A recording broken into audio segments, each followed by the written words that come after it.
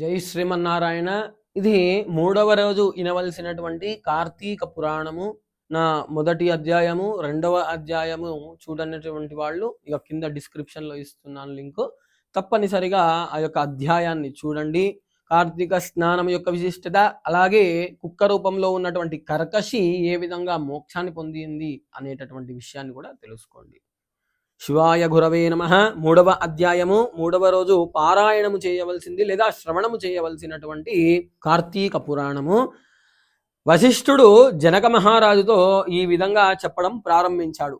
ఓ మహారాజా, కార్తీక మాసములో స్నానము, దానము, జపాదులు ఏ కొద్ది పుణ్యాన్ని సంపాదించినా అది అనంతమైనటువంటి ఫలాన్ని ఇస్తుంది. అది నీకు మొదలే తెలిపాను. అస్థిరమైనటువంటి ఈ శరీరాన్ని నమ్ముకొని శారీరక కష్టానికి భయపడి కార్తీక వ్రతాన్ని చెయ్యనివాడు 100 సార్లు కుక్కగా, కార్తీక పౌర్ణమి నాడు స్నాన దాన ఉపవాసాలలో ఏ ఒక్కటి కూడా ఆచరించని వాడు అనేక సార్లు కడజాతి వానిగా జన్మిస్తాడు. ఈ విధంగా చండాలుడై పుట్టి చివరకు బ్రహ్మరాక్షసుడైన ఒక బ్రాహ్మణుని కథ చెబుతాను విను జనక మహారాజా అని చెప్పి వశిష్ఠ మహర్షి చెప్తున్నాడు. ముక్తి పొందిన బ్రహ్మరాక్షసుల యొక్క కథ ఇది. పూర్వము ఆంధ్రదేశంలో తత్వనిష్ఠుడైనటువంటి ఒక బ్రాహ్మణుడు ఉండేవాడు. సమస్త ప్రాణులపై దయగలవాడు ఆ యొక్క బ్రాహ్మణుడు. తీర్థయాత్రల్లో ఆసక్తి కలవాడు. వివిధ పుణ్యతీర్థాలను సందర్శిస్తూ ఒకనాడు గోదావరి తీరంలో ఒక పెద్ద మర్రి చెట్టుపై 3 బ్రహ్మరాక్షసులను చూసి భయంకరమైనటువంటి ఆకారముతో చేతిలో కత్తి పట్టుకొని సర్వజంతువులను కూడా భయపెట్టుచున్న ఆ రాక్షసులకు భయపడి ఆ చెట్టు వద్దకు ఎవ్వరు కూడా పోయేవారు కాదు. అనేక కార్తీక వ్రతాలను ఆచరించిన ఆ బ్రాహ్మణుడు తెలియక ఆ మర్రి చెట్టు ప్రక్కన నుండి పోతూ బ్రహ్మరాక్షసులను చూసి భయపడి పెద్ద పెట్టున శోకిస్తూ భగవంతుని స్మరిస్తూ కాపాడమని ఎలుగెత్తి ప్రార్థించాడు. కానీ భయంతో పరిగెత్తే ఆ బ్రాహ్మణుని చూసి అతనిని తిని తమ ఆకలి తీర్చుకోవాల్సింది అని వాళ్ళు అతని వెంట పరిగెత్తసాగారు. ఆ విధంగా కొంత దూరం పోయేసరికి బ్రాహ్మణుని సమీపించిన ఆ రాక్షసులు పూర్వజన్మ సుకృతం కలిగి ఆ బ్రాహ్మణుని పాదాలపై పడి నమస్కరించి అనేక విధాలుగా స్తుతించి ఈ విధంగా అంటున్నారు. ఓ బ్రాహ్మణోత్తమ, మీ దర్శనము వలన మా పాపాలన్నీ నశించి మీరు రావడము మా ఉపకారమే కావచ్చు. మీ వంటి మహాత్ములు తీర్థయాత్రలు చేయడం లోకోపకారమే కావచ్చే. బ్రహ్మరాక్షసుల యొక్క మాటలను విని భయము పోయిన వాడై వారిని చూసి, అసలు మీరు ఎవరు? ఏ కారణం వల్ల మీరు ఇటువంటి వికృత రూపంని ధరించారు? అసలు మీరు పూర్వజన్మలలో ఏ పాపపు కర్మ చేశారు అని చెప్పేసి ఆ యొక్క బ్రాహ్మణోత్తముడు ఆ యొక్క బ్రహ్మరాక్షసులను అడుగుతున్నాడు. అప్పుడు రాక్షసులలో మొదటి వాడు చెప్తున్నాడు, అయ్యా, నేను పూర్వజన్మలో ద్రావిడ దేశంలోని మందారం అనే గ్రామానికి గ్రామాధికారిని. ఇతరులను వంచటము నేర్పరి అయినటువంటి నేను చాటి బ్రాహ్మణుల ధనాన్ని అపహరించి అనంతమైన పాపాన్ని సంతరించుకున్నాను.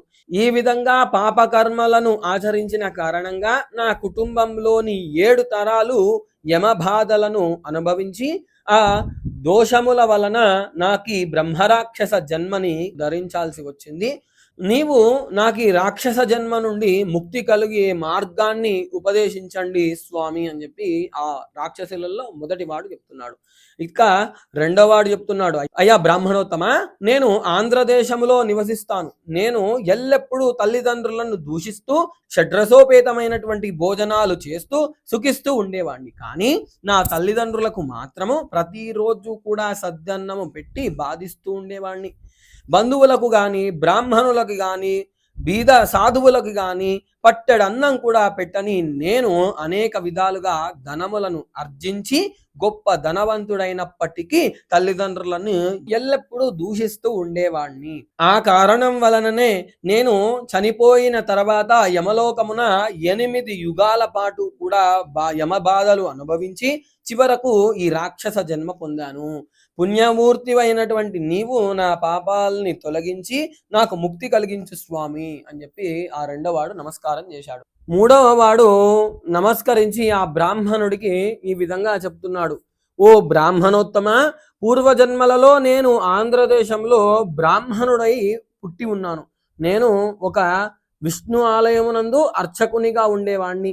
స్నాన సంధ్యావందనములు సకాలములో చెయ్యక నియమానుసారంగా స్వామిని పూజించి ఎప్పుడూ ఇతరులను నిందిస్తూ దయలేని వాడనై యథేచ్ఛగా సంచరిస్తూ దేవాలయంలో భక్తులు వెలిగించేటటువంటి దీపాలను ఆర్పి వానిలో ఉన్నటువంటి నెయ్యిని నూనెని దొంగలించి ఆ నూనెతో వేశ్య గృహములయందు దీపములను వెలిగించి ఆ నేతిని ఆమెకు సమర్పించేవాణ్ణి.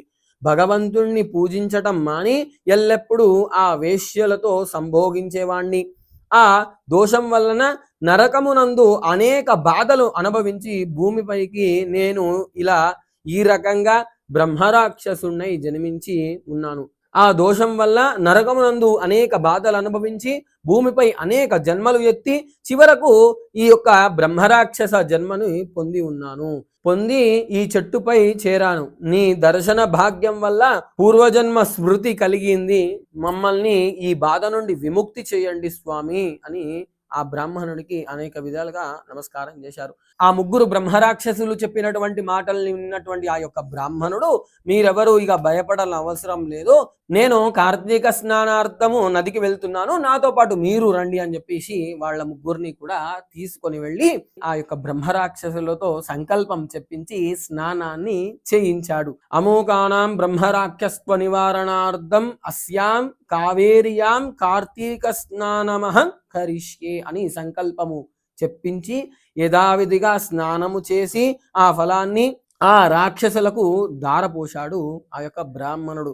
ఈ విధంగా పాప విముక్తులైనటువంటి ఆ యొక్క ముగ్గురు కూడా దివ్య రూపాలని దర్శించి వైకుంఠ లోకానికి చేరుకున్నారు. ఓ జనక మహారాజా, మోహం చేత గాని అజ్ఞానం చేత గాని కార్తీక మాసంలో సూర్యోదయానికి ముందు కావేరీ నదిలో స్నానము చేసి విష్ణు పూజ చేసిన వారికి 10,000 యజ్ఞములు చేసినటువంటి ఫలము లభించటంలో సందేహము లేదు. కనుక కార్తీక మాసంలో ఏదో విధంగా కావేరీ నదిలో స్నానాన్ని ఆచరించాలని తెలుసుకో జనక మహారాజా అని చెప్పేసి వశిష్ఠ మహర్షి ఆ యొక్క జనక మహారాజు గారితో చెప్తున్నాడు. ఇది తృతీయోధ్యాయము సమాప్తము. శివశ్చ హృదయం విష్ణు, విష్ణుశ్చ హృదయం శివ. నా యొక్క ఛానల్ని అందరూ కూడా సబ్స్క్రైబ్ చేసుకోండి, లైక్ చేయండి, షేర్ చేయండి. ఈ యొక్క వృత్తాంతాన్ని విన్నంత మాత్రం చేత కూడా పుణ్యము లభిస్తుంది. కాబట్టి భక్తులు గమనించి ఈ యొక్క కార్తీక పురాణాన్ని శ్రవణం చేయండి. జై శ్రీమన్నారాయణ. శివాయ గురవే నమః.